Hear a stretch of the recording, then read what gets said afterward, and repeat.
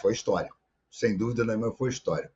Agora, eu fico imaginando a cabeça do Edinaldo.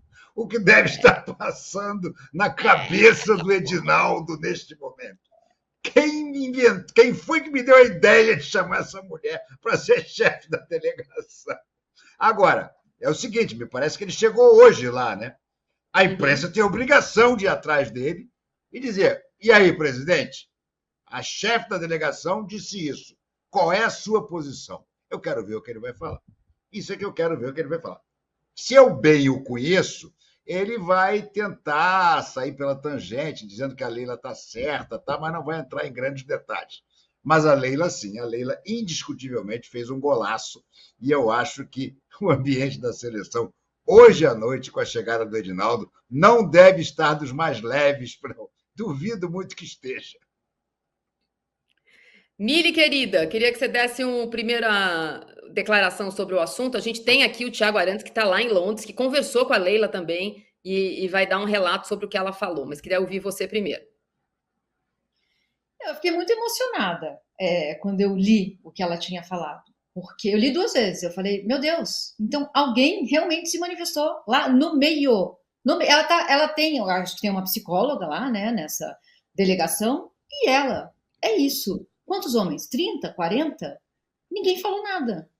Ela vai lá e fala. Então, sim, tem um componente que é memorável do que ela fez hoje, e tem um componente que eu acho, isso é só machismo meu, tá? A Leila não nasceu uma ativista do feminismo. Acho que ela nem ligava para isso.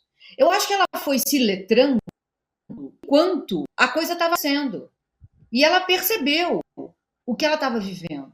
E ela falou, mas espera aí, tem outras pessoas passando o que eu estou passando? Meio como o Vini Júnior, não foi, eles foram arrastados para dentro de uma luta que eles não se recusaram a lutar. Então é muito bonito ver a Leila se transformando publicamente, sem medo nenhum. Precisa ter coragem para fazer o que ela fez. Muita coragem. E assim, ela tá cortando um dobrado lá dentro, tá, gente? Porque o clima não deve ter ficado bom. Mas ela sabia exatamente o que ela estava fazendo. Né? Ela não dá ponto sem nó. Ela sabia exatamente o que ela ia causar. Ela causou uma demolição. Ela rachou as estruturas. Alguém vai ter que se posicionar. Como eles vão? Porque a frase dela foi perfeita, né, Marília? Ela falou: a impunidade é a semente do próximo crime. É exatamente isso. É exatamente isso. Ela forçou elegantemente os caras que estão lá a se manifestarem. É isso, gente. A gente está vendo as coisas mudando muito rapidamente, né? Não vai ter volta para aquele mundo. A luta se faz de vitórias e derrotas, como já diria Fernando Diniz, sobre o qual vamos falar mais tarde. A gente teve derrotas. A gente teve derrotas recentemente, mas precisamos ficar olhando para o todo. O todo é uma imensa vitória. E a Leila hoje foi imensa, imensa. Danilo, bem-vindo. Eu sei que você é discípulo do tironismo e do dinizismo, mas neste programa não. Neste programa mandamos eu e Renato Marício Prado, você se comporte. Eu vou passar a palavra para você, e só pegando o gancho do que a Miri falou agora, eu não acho, de verdade, eu gostaria, mas eu não acho que o pai do Neymar foi influenciado por ela, mas ele foi influenciado pela opinião pública.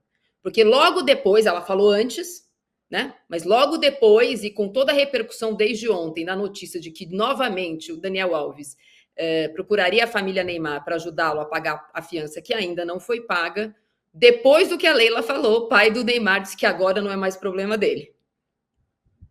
Pois é, boa tarde, boa noite a todos. Antes de mais nada, despejem o like, pessoal, que de fato hoje o que a Leila fez foi histórico. A gente tem que lembrar que ela tá lá convidada, paga e tudo pela CBF, e quando ela faz um pronunciamento desse dentro da CBF, é um negócio assim, inacreditável de grande, assim, é muito forte.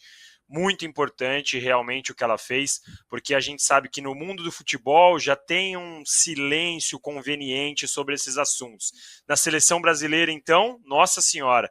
E aí a Leila, quando vai dentro do ambiente da seleção e faz o que fez, é um negócio realmente histórico, não à toa, até agora há pouco estava com uma notícia mais lida do UOL do dia inteiro, repercutindo em todos os outros lugares, porque realmente é um negócio importante o que ela fez. Eu não tenho a menor dúvida também que o Neymar pai mudou de ideia por conta da pressão pública, e aí a Leila, ela faz parte desse bolo, ela colocou ali uma pressão maior, não acho que tenha sido a Leila que fez o Neymar pai desistir, mas ele sabia que ia ser uma marca para o resto da vida dele, ele que já tem muitas marcas ruins para carregar e que obviamente isso ia se refletir no filho. De todo jeito, eu acho importante e mais do que tudo, tá? Eu não estou em Londres, como vocês podem perceber, mas cobri nos últimos 7, 8 anos a seleção brasileira e eu não tenho a menor dúvida que a Leila fez isso por vontade própria e sem avisar ninguém da CBF. Mérito também para o Thiago Arantes e para o Musetti, repórteres do UOL que estão lá na Inglaterra e que fizeram a pergunta, foram atrás da Leila para que ela falasse isso, mas eu não tenho a menor dúvida que ela fez isso sem falar com o assessor, sem falar com o diretor, sem falar com o presidente, o que torna o ato dela ainda maior e mais heróico. Então, como eu sempre gosto de falar, quando é para criticar, eu critico a Leila, critico o Palmeiras, mas hoje ela tem que receber muitos elogios e muitas palmas, porque foi um ato gigantesco. Eu fico imaginando o desespero do Rodrigo Paiva. Posso imaginar também. Até porque a gente tem que falar, né, Renato, que nesse momento a CBF trata internamente o seu compliance de mais denúncias de assédio sexual dentro da sede da entidade. Não é um momento, apesar do que aconteceu com o antigo presidente da CBF, afastado Rogério Caboclo, parece que a semente da impunidade segue florescendo dentro da instituição, conforme falou a Leila. A gente tem um superchat que diz como é que faz para colocar a Leila na presidência da CBF. A gente tem que mudar a cabeça de muitos presidentes de federação e clubes ainda. Tem uma que já está mudando, como disse a Mili, dias de vitórias e dias de derrota. A gente vai falar com o Thiago. A gente tem uma declaração do Thiago, hoje ele não está lá, hoje ele trocou a gente pelo pub, pelo Irish Coffee, mas ele tem o Thiago contando para a gente como é que foi essa conversa com a Leila. Vamos ouvir, Thiago? Você coloca para mim? Boa noite, Marília, Renato, companheiros do Fim de Papo, todo mundo ligado no All Sport. Hoje tivemos um momento diferente, um momento até histórico, né?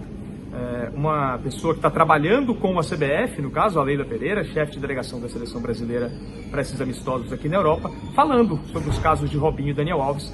Depois da entrevista coletiva, a Leila Pereira conversou com a gente do All Sport e disse que ela sabe que a CBF não se manifesta, que não há essa conversa nos bastidores da CBF, mas que ela, como mulher, deveria se manifestar a respeito desses dois casos, e disse que ambos, e especialmente o do Daniel Alves, depois da liberação dele, mediante da decisão pela liberação, na verdade, mediante pagamento de fiança, disse que esse caso é um tapa na cara de todas as mulheres e que em cada caso como esse com impunidade acaba se criando uma semente para que outros crimes aconteçam, né? Um posicionamento forte da presidente do Palmeiras, que está chefiando a delegação aqui.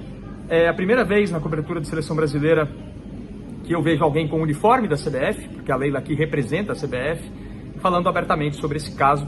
A gente espera que seja aí, quem sabe, um gatilho para que outras pessoas da entidade também deem opiniões a respeito, ou também se manifestem, né, a respeito dos casos de Robinho e Daniel Alves. Marília e Renato, hoje é um dia importante aqui na cobertura da seleção brasileira, por causa disso, né, por causa dessa conversa que a gente teve com a Leila. Todos os detalhes dessa conversa, desse papo com ela, o que ela disse, né, textualmente, a gente tem na cobertura do All Sport desses amistosos da seleção brasileira. Renato, golaço. Jornalisticamente, né? Que golaço, né? A sensibilidade de fazer essa pergunta, de buscar essa pergunta e o resultado espetacular com a resposta da Leila. É aquilo que a gente chama na imprensa de furambaço, né? Quer dizer, não é só um furo, é um monstruoso de um furo. Né? Sensacional, meus parabéns. Há bom tempo eu não vejo um furambaço tão grande e tão importante como esse. Agora, a suíte tem que continuar, não só dele, mas como dos outros coleguinhas todos estão lá, que tem que assumir o furo e correr atrás de uma melhor suíte. Eu sempre tive isso como lema na minha vida. Tomou um furo? Ok, mas a melhor suíte tem que ser a sua. Então você tem que correr atrás da suíte. Todo o resto da imprensa está obrigado agora a fazer uma grande suíte dessa história da Leila, que é espetacular, a partir de amanhã. Tem toda a razão, Renato. Suíte, para quem não sabe, é a matéria que segue o furo, né? No jargão jornalístico, suíte é a matéria que a gente faz no dia seguinte no jornal ou na televisão em outro momento, aquela que segue o que mostra os desdobramentos do furo que foi publicado. A chegada do Edinaldo a Londres para acompanhar, quer dizer, depois do que a Leila falou, ela postou uma foto na chegada do Edinaldo lá não boba que ela não é, dentro da sala de musculação do líder da Premier League, do Arsenal, com o Arsenal bem grande escrito atrás dela, postou uma foto dela abraçada com o Edinaldo, dizendo que ela é uma honra para ela ser chefe da delegação da seleção brasileira. Então, na sequência, ela se coloca na posição que ela está lá, que não é presidente do Palmeiras, mas chefe da delegação. A gente falou sobre o caso do Daniel Alves, o que ela chamou de um tapa na cara, condicional, que foi concedida confiança de 1 milhão de euros, que ainda não foi paga, e agora é sobre isso que o Thiago conversa com a gente. Pois é, Marília, Renato, companheiros do Fim de Papo, e também, ainda sobre o caso do Daniel Alves, hoje a gente pôde conversar com a Esther Garcia Lopes, advogada da vítima do Daniel Alves, advogada de acusação particular, e ela explicou um pouco para a gente quais serão os próximos passos da acusação que fará até segunda-feira da semana que vem, apresentará um recurso a essa decisão sobre a liberdade, né, provisória do Daniel Alves. A Esther também nos autorizou a publicar algumas declarações da vítima, da sua cliente, né, uma mulher de 24 anos, que foi, segundo a Justiça Espanhola, segundo o julgamento em primeira instância, estuprada pelo Daniel Alves em uma boate de Barcelona. E uma frase muito forte que foi dita por ela é que ela sentiu como se tivesse sido estuprada de novo, quando ela ouviu essa decisão, quando ela soube dessa decisão de poder se colocar o Daniel Alves em liberdade mediante pagamento de fiança, né? É uma frase muito forte, e além disso a Esther Garcia Lopes, advogada, disse que nunca tinha visto a cliente dela tão abalada, tão fragilizada quanto ontem, quando ela soube dessa decisão judicial que, de uma certa forma, precifica a liberdade provisória do Daniel Alves. Marília e Renato, esse caso que a gente continua cobrindo por aqui, e vamos, claro, trazendo mais notícias para todo mundo no All Sport, e sempre que preciso entrando aqui no Fim de Papo para atualizar esse caso do Daniel Alves com vocês. Tá bom? Um abraço, até mais. Pois é, gente. Então o Thiago fez ali em Londres, apurando o que estava acontecendo em Barcelona. Um dia depois do anúncio de que, pagando 1 milhão de euros, ele pode sair, a gente teve os desdobramentos dessa história. Não foi paga até as 14 horas de Barcelona essa fiança, e por isso essa noite ele ainda dorme na prisão. Tem um prazo sempre, tem que ser até as 14 horas do dia para que ela seja paga e o detento, porque ele é um detento, seja solto. Isso não aconteceu nesta quinta-feira, vamos ver se vai acontecer amanhã. A gente tem aqui as artes disso que o Thiago nos contou, o Thiago Arantes nos contou, sobre as declarações do caso Daniel Alves. Primeiro a Leila, a repercussão da Leila, essa frase que eu usei na abertura e que ela falou e que está rodando o mundo, é um tapa na cara de todas nós mulheres, especialmente o caso Daniel Alves, que pagou pela liberdade. Cada caso de impunidade é a semente do crime seguinte. Frase muito importante. Agora, as frases da Esther Garcia, que também constam na matéria, a sensação que fica é de que a justiça tem um preço. A sentença já era injusta, uma vez que nunca viu uma pena tão baixa para um estupro. Nós estamos lutando contra o poder, disse Esther Garcia, advogada da vítima de Daniel Alves, contratada pela vítima. E ela completou. Ela é revitimizada sempre que sai alguma notícia. E se ele for solto, essa revitimização não vai ter fim. Ela é muito forte e creio que se fosse outra pessoa não teria resistido a tudo isso. Tem ainda a frase forte que o Thiago lembrou aqui, Mili, que ela falou que ela se sentiu como se tivesse sido estuprada novamente. Eu antes de comentar essa frase, que ela é realmente muito forte, eu queria dizer o seguinte, assim, eu sei que tem muita gente com raiva de talvez o Neymar poder ter pensado em pagar o pai do Neymar, e a gente canalizou a raiva para isso, né? A gente tem que ter raiva de um sistema que permite uma aberração como essa. Esse sistema se chama capitalismo. Se você é rico, se você é muito rico, não tem crime que te pegue. Até o estupro tem um preço. A gente sabe quanto custa o estupro hoje? Custa 6 milhões de reais, 5 milhões e meio, enfim. Então é isso. Esse é o sistema. A gente precisa organizar a nossa raiva contra esse sistema, que oprime tantos e coloca tão poucos numa posição de privilégio. Isso dito, quando ela fala que ela se sentiu estuprada de novo, eu queria chamar a atenção para o fato de que uma mulher se aproxima de uma história como essa com reações no corpo. Assim, Marília, eu, todas as mulheres que trabalham no esporte. Quando o assunto é violência de gênero, eu, por exemplo, agora, meu coração está disparado, eu estou suando e eu estou tremendo. Eu não estou assim porque eu estou nervosa de estar aqui.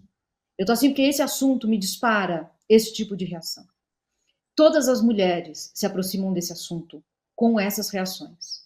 As feridas sangram todas de novo. Quando acabar aqui, eu vou lidar com elas de novo. Eu vou ver como que eu faço para lidar com elas. E amanhã a gente vai estar aqui de novo. A vítima falou assim, olha, eu estou cansada de ser forte. A gente está cansada de ser forte. É uma coisa que eu entendo tão bem, ela fala isso. Cansa ter que ser forte. Mas a gente segue na luta porque não é mais por mim. É pelas minhas sobrinhas. É pelas gerações que vêm aí. Para que nunca mais uma mulher passe pelo que a gente passou. Para que nunca mais uma delegação de futebol masculino tenha 2 mulheres entre 50 homens. Para que nunca mais a gente precise que a Leila se submeta ao que ela se submeteu hoje. Ela vai cortar um dobrado lá dentro. Sozinha, tendo que enfrentar esse movimento que ela colocou em circulação. Porque ela é corajosa. Corajosa. É isso que ela foi hoje, tá? Registrado. Ela mudou a circulação de afetos lá dentro. É histórico, sim, o que a Leila fez, por todas nós. A gente tem ainda o caso do Robinho, né? Ontem a gente contou aqui, né, quase que lance a lance do final do julgamento de homologação da sentença. O Robinho é condenado em todas as instâncias na Itália, o que estava sendo discutido no STJ aqui no Brasil, no Superior Tribunal de Justiça, essa sentença de lá valeria para ser cumprida aqui. Ontem, por 9-2, foi decidido que sim, ela deveria ser cumprida aqui e que sim, deveria ser cumprida imediatamente. Há pouco mais de 1 hora, a ministra Maria Tereza do STJ assinou o ofício e mandou para a Justiça de Santos pedindo que seja aí. A gente tem a matéria do Renan pedindo para que a prisão do ex-jogador seja feita imediatamente. Espera-se ainda para hoje o julgamento de um pedido de habeas corpus feito pela defesa do Robinho para que essa prisão seja suspensa até que os trâmites de recursos que ele tem direito em relação à decisão da homologação da sentença italiana e não sobre o caso do estupro, contra isso não há nenhum recurso a ser feito, seja cumprido. Ainda o ministro Luiz Fux foi o sorteado pelo sistema do STF para julgar esse pedido de habeas corpus, mas ainda não há essa decisão. A seleção brasileira está em Londres, Renato, para jogar 2 amistosos que não acontecem desde que o Charles Miller desembarcou aqui, e só se fala em outra coisa, né? Menos de futebol. É verdade. O assunto seleção brasileira, que vamos combinar, já não é normalmente tão popular como foi em outros tempos, né? A seleção brasileira, hoje em dia, muitas vezes desperta mais antipatia do que simpatia.